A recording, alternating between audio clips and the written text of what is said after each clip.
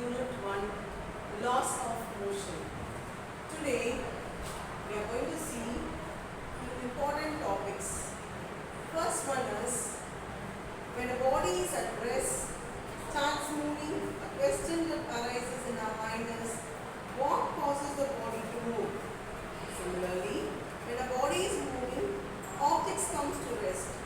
You would like to know what brings it to rest. If a moving object speeds up or slows down or changes its direction, what speeds up and slows down? One answer for all the above question is force. In common man's understanding of motion, a body needs a push or pull to move, or bring to rest, or change its velocity. Hence, this push or pull is called as force. Let us see few branches of physics. First thing is mechanics. Mechanics is a branch of physics that deals with the effect of force on bodies. Mechanics are classified into two more branches. They are statics and dynamics. Statics deals with the bodies which are at rest under the action of forces. Dynamics, the study of moving bodies under the action of force. Dynamics is further divided as follows: kinematics and kinetics. Kinematics deals with the motion of bodies without considering the cause of motion. Kinetics deals with the motion of bodies considering the cause of motion. Next, according to Aristotle, he said the moving body will come to rest without any external influence of forces.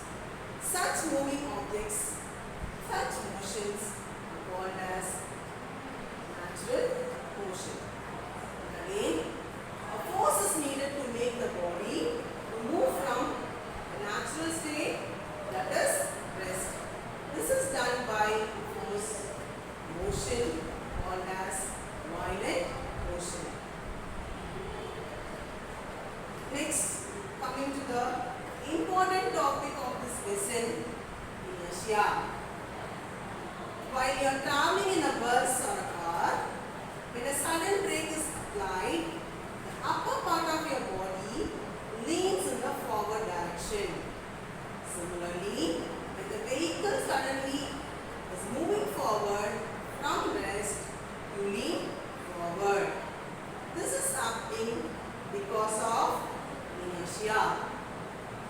Inertia is defined as the inherent property of a body to resist any change in its state of rest, state of uniform motion, unless it is influenced upon by an external unbalanced force.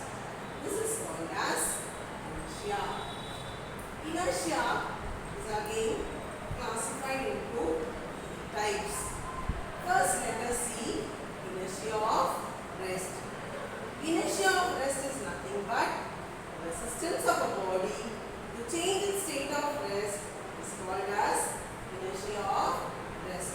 For example, when we shake the branches of the tree vigorously, some of the leaves and fruits are detached and they fall down. This is an example for inertia of rest. Next, inertia of motion. The resistance of a body to change its state of motion is called as inertia of motion.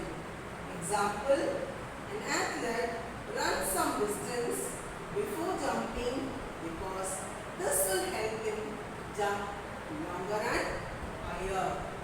This is the example for inertia of motion. Next comes inertia of direction. The resistance of the body to change its direction of motion is called inertia of direction. Example, when you make a sharp turn while driving a car, you tend to lean sideways. You can see one more example in the picture. A person who is cycling is bending towards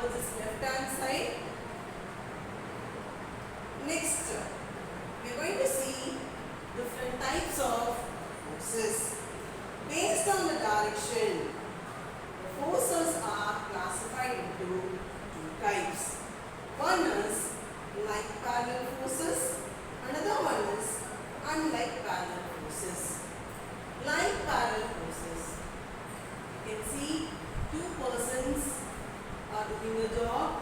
That is, one person is at front, other person is at the back. Both are moving in the same direction. Their work is taking the object forward. When two or more forces of equal or unequal magnitude acting along the same direction parallel to each other is termed as parallel forces. Next comes unlike parallel forces. We all know this game, tug of war. A set of people will be standing on both the sides in opposite direction. The person with the heavier force will win. Other person with less forces will lose. They will fall down. Or else, in one more case, if both the sides, if they give equal force, no one will fall down. So, unlike parallel forces are if two or more equal forces or unequal forces act along opposite directions parallel to each other, then they are called as unlike parallel forces. Next comes the resultant force. Resultant force is nothing but when many forces are acting on one particular body. The combined effect of the forces represent a single force. For example, two persons are pushing the object forward. One person will be exerting, for example, 10 N, and another person will be exerting a force of 5 N. And the resultant forces will be 10 plus 5, 15 N. Yeah. Then, look at the next picture. The first two persons are exerting forces in opposite direction. Here, if they exert the same force, the resultant force will be 0. Else, if a person on the right side exerts a force of 15 N and if a person in the left side exerts a force of 5 N, the object will move towards the left